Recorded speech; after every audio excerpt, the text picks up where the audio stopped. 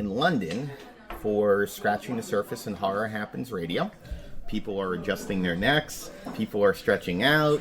See, it relieves the tension when you start giving a description. We are here in kind of a different capacity because over exactly right. That's awesome. That's going to be you one day.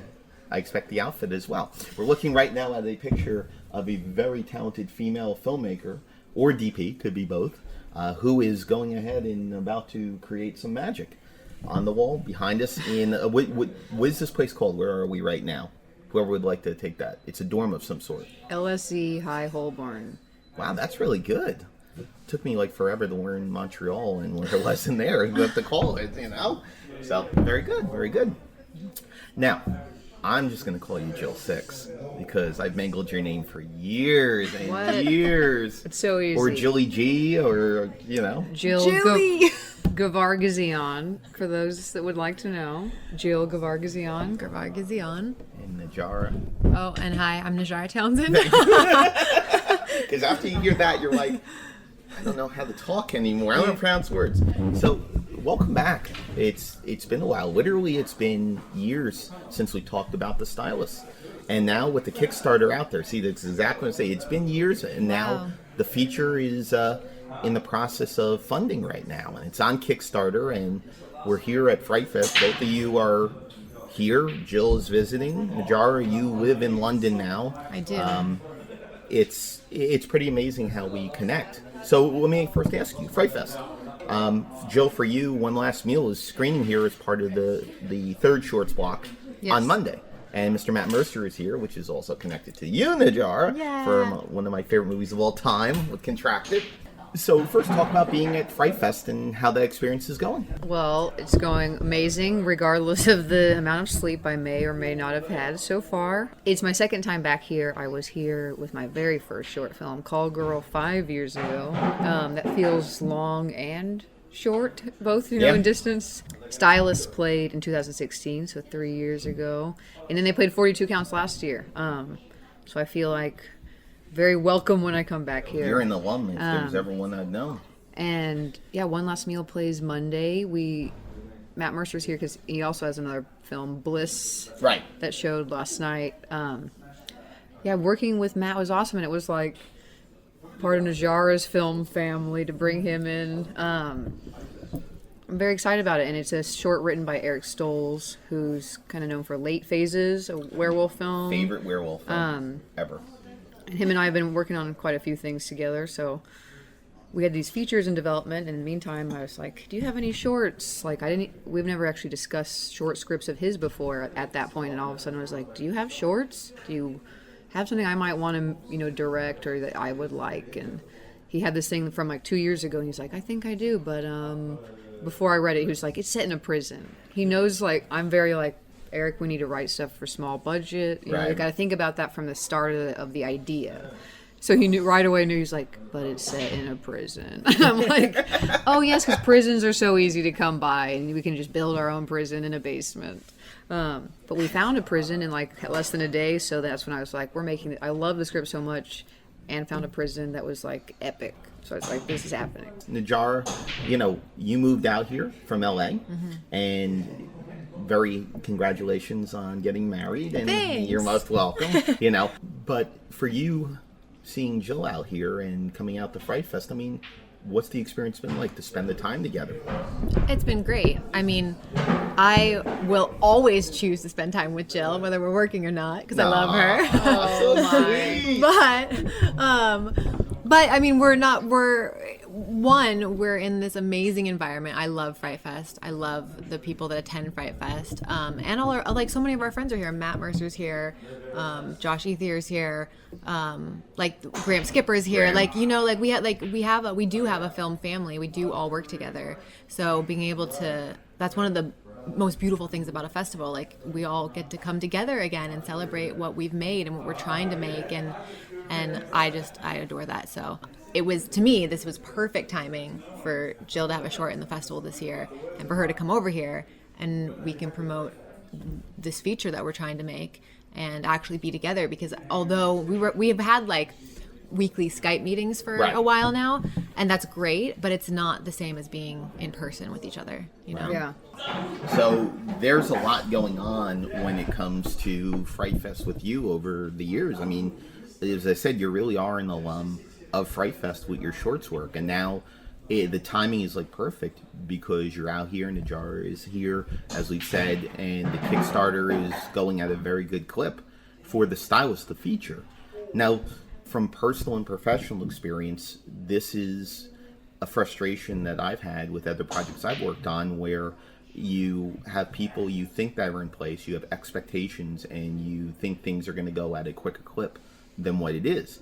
And that's been a frustration, I'm sure, with the Stylist after how well received the short was. In fact, I remember being on that stage at Etheria, watching you and accepting the awards for audience and jury, and very happy that my vote was the right one for it, for that year at Etheria. So, you know, it's kind of a cool happenstance. And I feel like even just through planning out the Kickstarter, I feel like we've gotten closer than we ever have been already. Even though we've known each other for years, we don't get to spend we're always in different cities. We don't get to spend tons of time together, you know. And I think that'll make this film even better because we're so much closer now.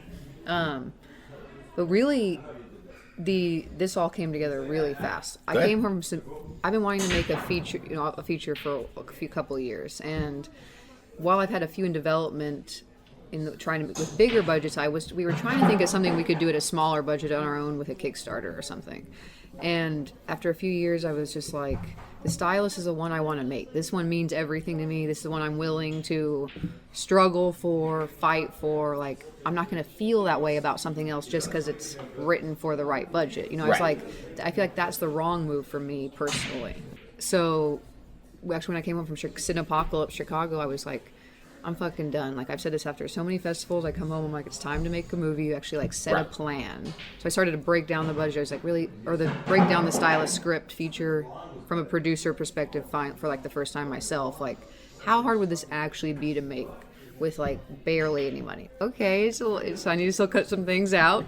But then first talked to Najarra about it, and I just had this idea One Last Meal is playing Frightfest. What if we launch it that soon? It was only 2 months away at that time, or maybe 6 weeks, and could be promoting it during the peak genre film festival season. Was my thought. All these other things would be going on Right. for us to attend and bring up the campaign into conjunction. So it's just went full blast planning it, and I've never I've done 2 other Kickstarters for my shorts. I've never prepared the way I did for this one. I have spreadsheets of comparing all these successful campaigns Right. by each other, a press plan mapped out for the whole set 36 days. We're doing this now. We're done waiting. Once I talked to Robert Stern and Sarah Sharp, they're back. producers from the short, Right. who are also the cinematographer and production designer. So I was like, they are just as passionate about me wanting to do this. So is Najarra. I feel like us 4 are honestly the people that, if us 4 want to do it, then we're going to figure it out. Those are the most important people. Everyone's important, but I mean, we all want to do it so we can carry this thing. Jill, when you sat down and you broke everything down for the Kickstarter, there's a lot of fan fundings. Fan fundings is still a very popular way for a lot of projects to get funded, whether it's fully, partially, even a percentage, because it used to be Indiegogo, you could get whatever you want. Kickstarter was all in it. Now that's changed a lot with it. But was there anything in particular that you felt, looking at and studying these campaigns, that you had to bring to this particular one to really push the idea of the Stylist and get people behind it? I just really feel like I had to have a full plan for the whole campaign, how we were going to keep it fresh in people's minds. Right, Because the beginning is a great, exciting push. In the end, you normally have another one, but in the middle can be terrifying. Right. And so I was just trying to think of creative ways we could bring it back up without it just being here's the link again, different interviews we could be on, have I've scheduled a few screenings of the Stylist places that will have intros talking about the campaign, little things like that to like bring it up to different audiences kind of in person. And we thought it'd be really cool, to be somewhere in person like Frightfest and be like, we're here like promoting our campaign. We're so excited. Maybe some creative spots, just saying, Yes. And that's the great thing about being here in London, because, when we see the Stylist, the feature come out, the world picks up.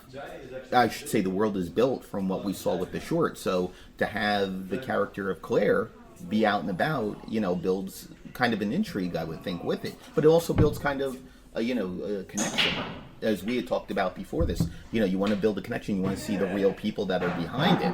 Yeah. And that's so crucial to invest your money, your time, your trust in. Najarra, let me ask you, because it has been a few years, and I know this role meant so much to you to bring Claire to life in the short. How has time between you and Jill helped to strengthen that bond as director and performer, and also strengthen Claire on a personal side? I mean, of course, the more time you spend with a person, and like the closer Jill and I have gotten, the better our relationship will be on set. The more like we'll understand each other better. Our communication will be better. Time passing isn't necessarily a bad thing. No, not at all. The short did come out like a few years ago now. Right. So that was the more time that passed, the more kind of worried I got that the feature wouldn't happen, because it all, that happens a lot with films. Like exactly. You get all this Especially momentum. shorts, yes. Yeah. And then like it slowly sizzles away if you don't do something with it. So, but I think that what the relationship that we've had and have kept throughout the years is great, is amazing, and I feel so comfortable coming to Jill and being like, here, like with the feature, being like, well, I don't like this part doesn't make sense to me. Exactly. Yeah, like why doesn't Claire do this? Why don't I feel like I have more of a say in things than I would have had we done this like 2 years ago. Yeah. So it's been really like beneficial in a way, and like Claire will probably be a little bit different because I've lived with the idea of her for a while. Yeah. And she'll be, if anything, just more developed now. Yeah. Yeah. Because to be fair, the short, I was very a green director when I made the short, and character-wise, I've even changed. Like the background we created for the short was very not nearly as deep as we've gone now, and there's things about it that we've changed for the feature. I remember with the conversation with you two bringing up that Claire might have been special needs, and that's a take I took away from it, and that shows how not as focused as the character was. And now with you, with both Eric Haven, who originally worked with you on the script, and now Eric Stoles. Thank you, Eric Stoles, as well as yourself taking a year, I believe you said, to work on the script. I mean, it's a lot of different input. And also, you two have worked on 42 Counts. Mm-hmm. Right, so that you have another short underneath your belt as well, which builds personal and professional. Now, Jill, talk about working on the script and kind of taking your own personal time to go ahead and work on it instead of having either one of the Erics grab it and just work on it. Yeah, the Erics, Talk about you putting in your own personal time and touch on it. Well, this character just means so much to me that there's a lot about her in my head that I hadn't gotten out in an organized way that I wanted to make sure was all figured out for myself before I brought, once another brain comes into something, they start spinning it, which is fine, but it's like I wanted to wait till I felt like I have the secure, confident thing I'm seeing, and then come in with ideas before it went too far off the rails of what I was seeing. And at first I just knew I needed to spend a long time like just thinking about Claire, like who is she, where did she come from, and all those details. To obviously that was informs everything when you write a script. Of course. So yeah, I basically outlined it for quite a long time, and then did this somewhat of a script that was just very bare bones, and that's why I kind of, to be honest, am like where my insecurity is in writing. Okay. I barely even like to call myself a writer. I think just because it's like I'm not confident about that. I am confident about my ideas, but I often like to figure out. It's hard for me to get them out and then have someone come along and kind of finesse them and actually form them into a beautiful script. But it was a long process, and ideally we would have had that script ready the second the short premiered at a film festival. Right. And then the feature would be out already by now. But like I said, that was the second thing I ever directed. In my defense, I went from Call Girl, which is just like a one shot on a DSLR camera, to making the Stylist. I had no idea what I was doing when I made the Stylist.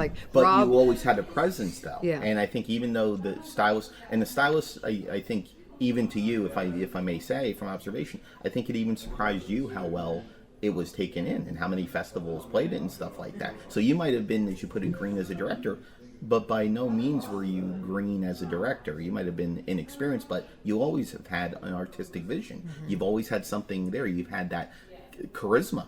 You've been able to put emotional stories, whether it's through the aspect of the character, the lighting, the effects, the locations, even just working with your DP with the in-framing and the movements and stuff like that. And, it's great to be able to see what you're doing with it.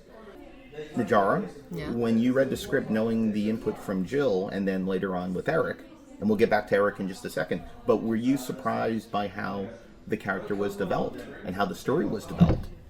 Did it surprise you where it was going? I haven't been necessarily surprised by any of it. I've just kind of enjoyed going along, being okay, this is where everything I've read thus far, but up until this script that we now are gonna make, there have been a few tweaks and things that there's been a few things taken out that make sense to me to be taken out. Okay. But for the most part, I feel your Jill's vision has always been really strong with Claire.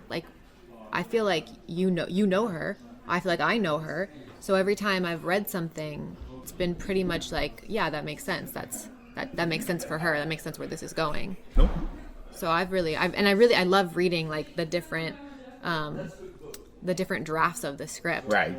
I find that fascinating to see what does work, what doesn't work, what backstory should be in there, what shouldn't. I love all that. Yeah. On the most recent draft where I was just more so trying to condense things for budget reasons, for this Kickstarter script, basically. Took out almost 10 pages recently, and then I had her, or you might have read it right before that, but she's pointed out something a very big thing, story and motivation wise, that I just didn't dawn on me, and it's so she's helped a lot with the writing, but how'd Eric play into it? Eric Stolz. Mm-hmm. Eric Stolz came on board last year. It was October of last year, and really we just needed to do a major revision. We realized there was kind of two storylines going on in the original script, and one of them just felt disjointed. Okay. And it makes sense, honestly, with how I added it in quite later. So once we removed that, we were okay, this needs a lot of work now. Okay. It's now a short film almost. So I asked Eric if he was interested, and he's just so talented, and just I've never so he can write a first draft of a brand new idea in 7 days. Must be nice. Of a 100-page script. And Eric Havens, there's no bad blood. He's psyched about this. Right. He just has had a new focus in life. He's got a family situation he's very happy and excited about. So he just hasn't been as focused on writing, and just kind of was taking a break. So Stolz came in, and now it sounds like a gang movie or something. Stolz and Eric Havens. Stolz came in and wrote. It's also cannot be underestimated what he did. The script is fascinating now, and it's Eric Stolz has it's still the same outline, but he went in there and finessed everything, plus added so much to it. It just brought the character and everything up 1,000 levels. Well, the short is very unexpected, because you don't see where Claire is going to go until it's too late, and you as a viewer, you go on that journey with what Claire's doing, and you deal with the humor, that's a part of it. You deal with the sudden shock, that's a part of it. You go ahead and see the emotional torment, the tragedy that it is when she's sitting in front of the mirror. So, you got to develop not only the world around her and how she's able to actually execute a lot of this stuff without, getting caught. Because, we don't see what happens after, the act happens. But more importantly, the psychosis of it. You know, why is she doing what she's doing? Why is she so upset in the mirror? I mean, there's a lot of questions that came out, and short form generally isn't about story. It's about events. Yeah. It's about moments. And some people get very upset about that, but it's so true, you know, because you can't, unless you have the most pinpoint idea, you can't tell a story in 10 minutes. And film festivals now make it almost nearly impossible to make it in 10 minutes. Yeah. But with something like this now, with that, you have a chance to flesh it out. You and Eric have a chance to flesh out. Was that challenging to be able to take those steps forward? And did it tap into you personally? Was there personal things? Because I know how much you love Texas Chainsaw, and there's an influence of Texas Chainsaw Massacre into it. Yeah. So there's personal aspects to this. Was that a challenge to fully develop that world? Definitely, but it's something that I always envisioned that this would be a feature-length film from the start. I just knew I didn't have the resources or the experience when I first wanted to make it. It was challenging also, like, building her background and kind of creating this, like I want her to feel her emotionally grounded, you know, but also she's doing things that aren't, you know, like I've studied serial killers like crazy, and what she's doing is over the top and it's theatrical. But so the whole movie has like that tone of it's theatrical and not, you know, over the tops in the sense of like acting, but just the story. And it is very personal to me because really at the root, it's just about someone who wants, like, desperately wants an escape and like to feel what it's like to be happy, like, as someone else, because they don't know what that feels like. Right. And I think like that basic idea, everyone is looking for escapism from universal, everything. yeah. Obviously she's very extreme, but Some people need totems. it did all kind of start as a Texas Chainsaw inspiration. I'm attracted to, not attracted to, I don't know what the right word is, but I like stories about characters that are a lot of them that are very Ed Gein based, you know, like Psycho or Leatherface, or even Maniac is the same type of psyche. It's that like sexual repression and mama's boy, like cowering. In this case, daddy's little girl.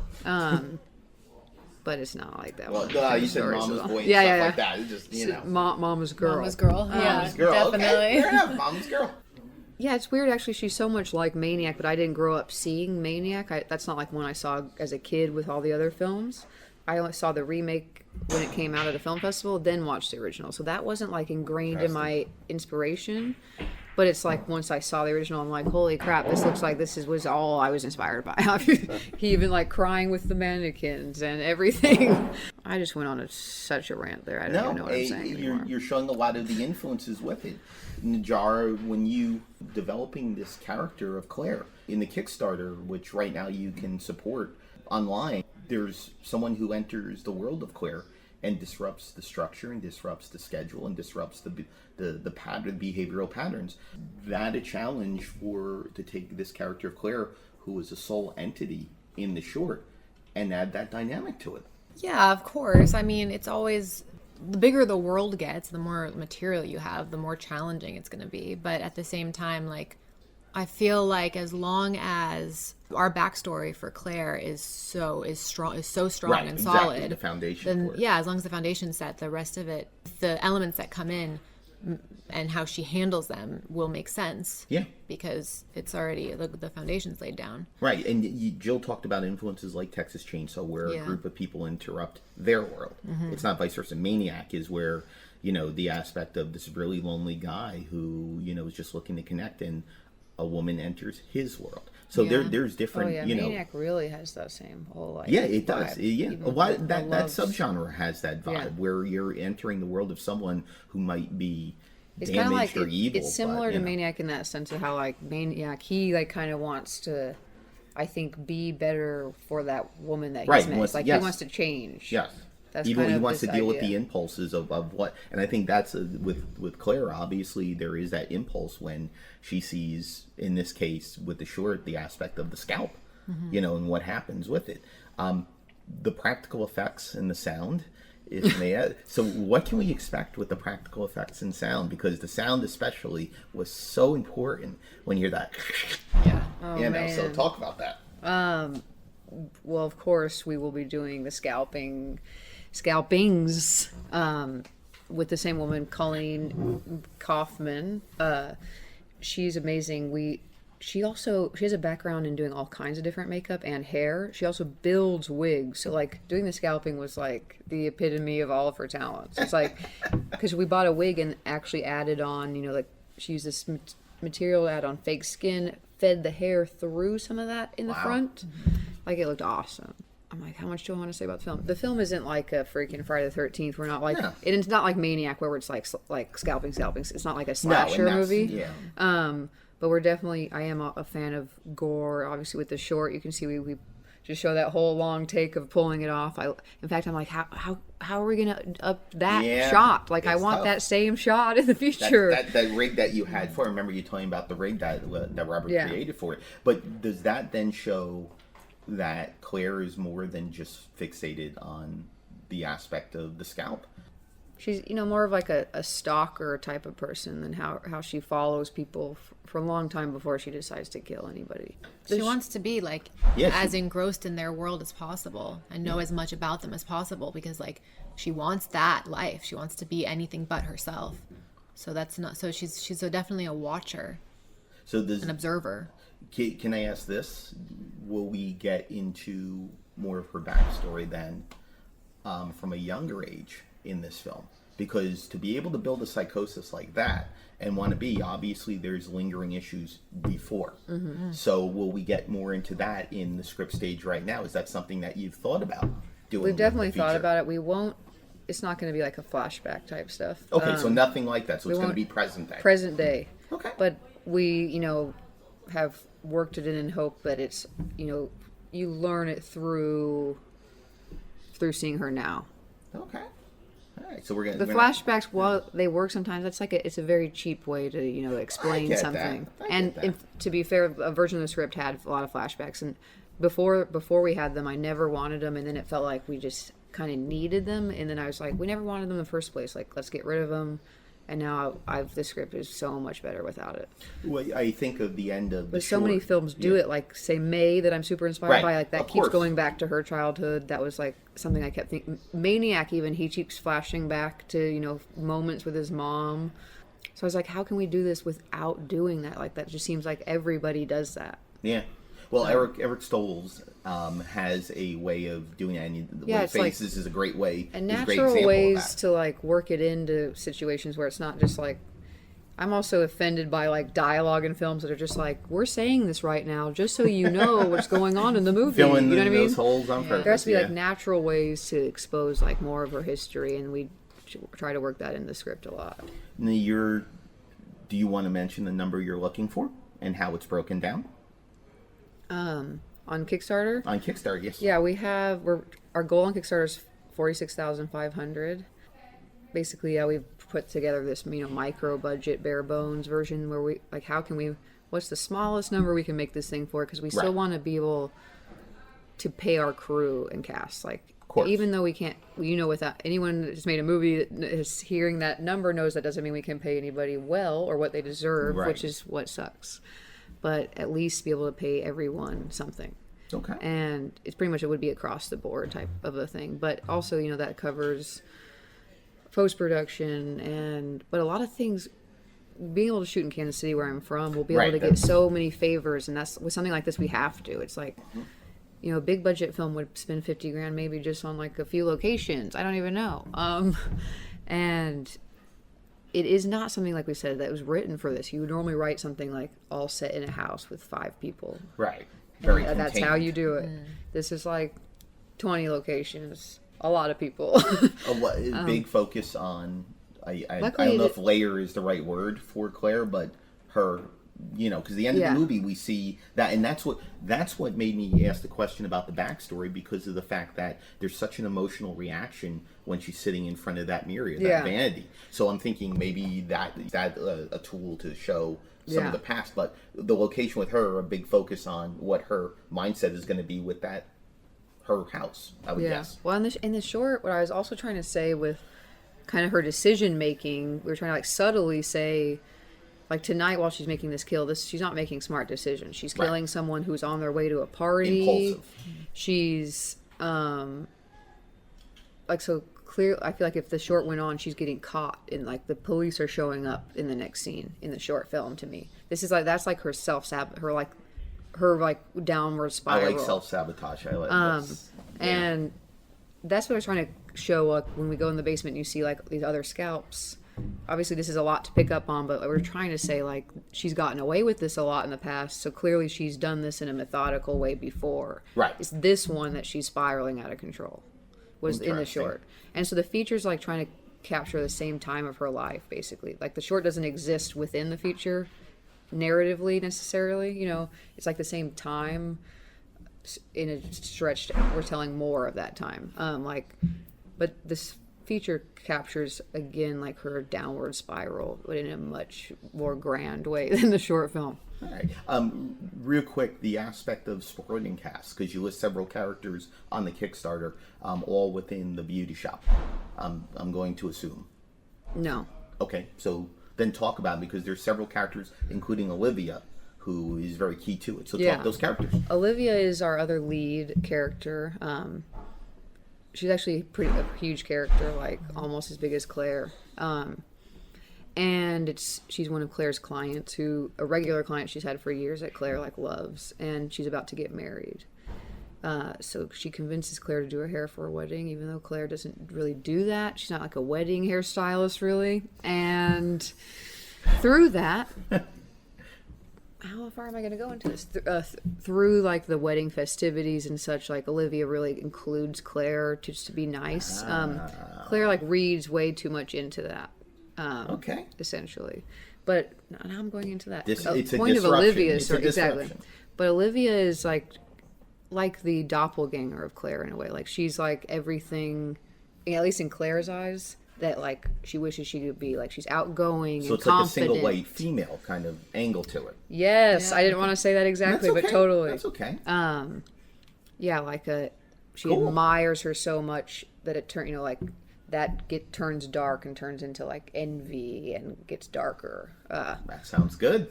So, yeah, I'm really excited about it. I can tell. The idea all started with like this wedding at the end of a movie, and then we like worked backwards. But then I was dorking out reading this book, House of Psychotic Women she talks about like all these doppelganger films, and I was like, wow, this really is a Kayla theme. Jennings. Yes. in Films of like, you know, one being the bad and one being the good, and like how that is in literature. And I was like, this is fascinating. Like that's what we did without even like knowing this is what we were doing as we were doing it. But yeah, she's just, of course, like anyone who views someone else as like perfect, they're not actually. They see themselves as flawed. It's just that Olivia's a very confident and like just everything that Claire doesn't feel that she is. We have not cast that. That's going to be a big one. We're excited to cast. Will Najarra be a part of that auditioning to work off and figure out the chemistry? We definitely should do that. Yeah. Because I mean, It's hard, but we can Well, have Skype video chats at least. Yay for Skype. Is that a surprising Chemistry. dynamic for you, Najarra, to have someone to work off of? Do you think that strengthens the character of Claire for the feature? To have someone to work off of and work opposite of? Yeah, of course. I haven't actually given that much thought, but yeah, of course it would. I'm really excited to have that relationship, the Claire Olivia relationship, because it does a lot to Claire emotionally and mentally. So I'm excited to play that out. Definitely. And Claire's so awkward that like I will read the script and just like giggle out loud because I'm so excited. I'm like, oh my god, that's such a great. And these are like mostly things that the Erics have written in there, and I'm like, that's so awkward. I can see it so well. That's so Claire. That's awesome. I've been dying to just bring her to life. It's killing us.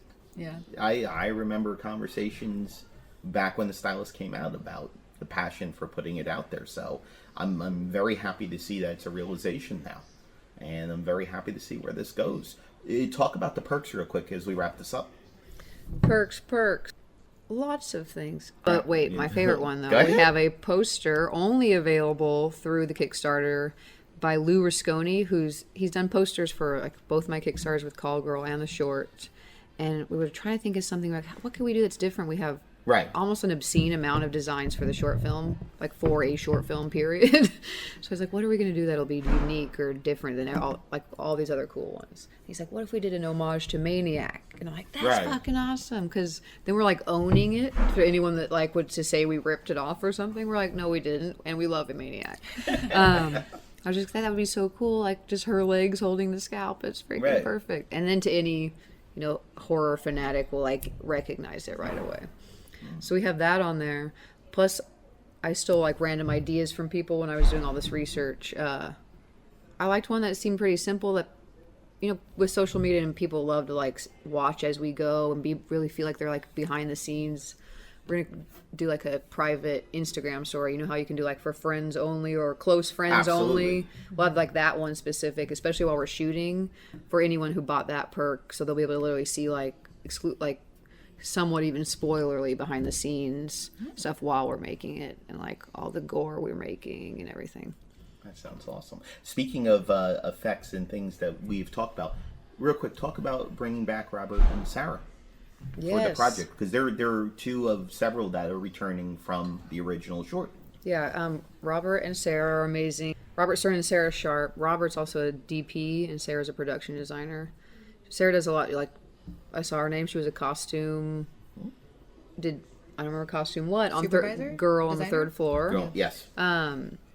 They both work on tons of stuff. They also produce Gags that it's coming out, or like they just announced the release. They announced the release, the distribution release. They didn't shoot or do the art on that one, but produced it. That's connected to the John Pata world. We're all film families, very close.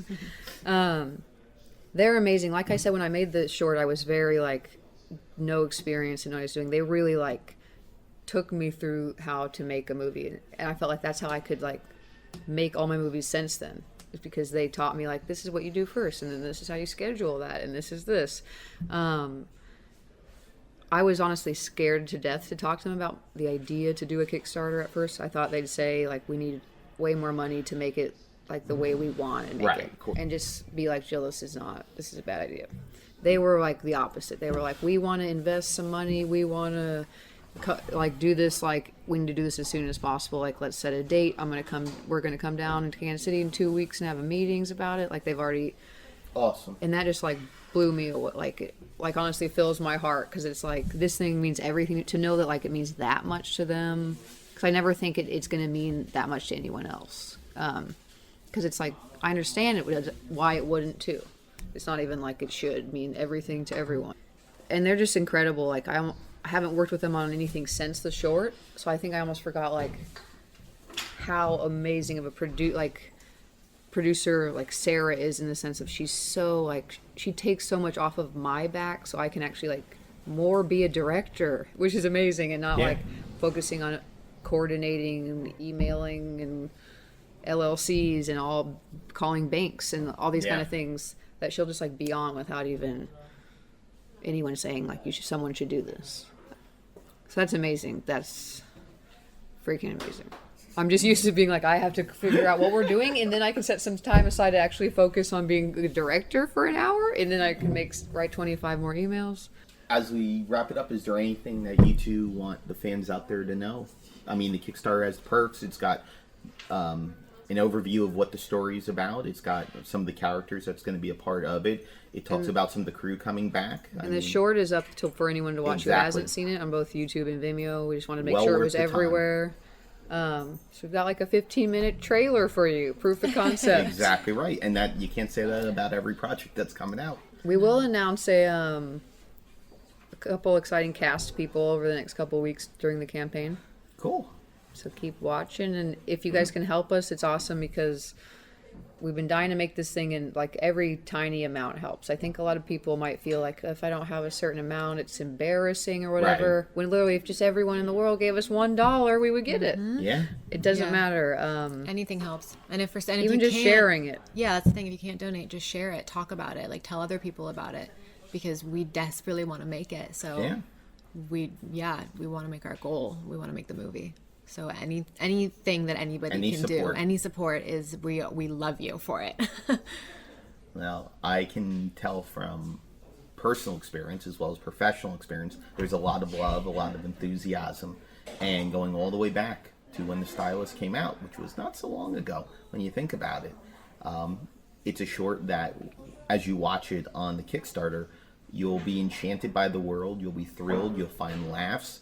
I've been in a lot of audiences. I think it's a short that I've seen more than any other short in the There's entire that one time. line everyone laughs at. I never knew it would be funny, but I'm like, I love that everyone loves that line now. And it's unexpected, and I think that's one of the great things about shorts. They're very unexpected and very surprising. So congratulations to both of you and everyone else that is connected with the feature. It's on Kickstarter. Check it out, The Stylist, the feature. And good luck on getting the goal and moving forward with it. Thank you. You're most welcome. Where can they check out more about you, Ms. Jill? Sixxtape.com with 2 X's. All of the things are there. To links to watch everything. Nice. And Najarra? You can kind of... Where do you find me? I don't IMDb. know. Najarra. You can find me at, pretty much at Najarra everywhere. And Najarra.com and IMDb on it's just Najarra. It's, The body of work, and I always recommend Contracted. Always recommend Contracted. But that's how we met. Very impressive body of work when it comes to your range as a performer and what you're able to do. Thank you. And you definitely know how to move a psychological profile forward. I will say that. And it'll be very interesting with Claire, with the backdrop now with Olivia and the aspect of the wedding, putting in that, because they make reality shows about bridezillas, and this is that next step. Something really terrifying and horrible that's going to happen during a very, very beautiful time. So we are here at Frightfest and for Scratching the Surface.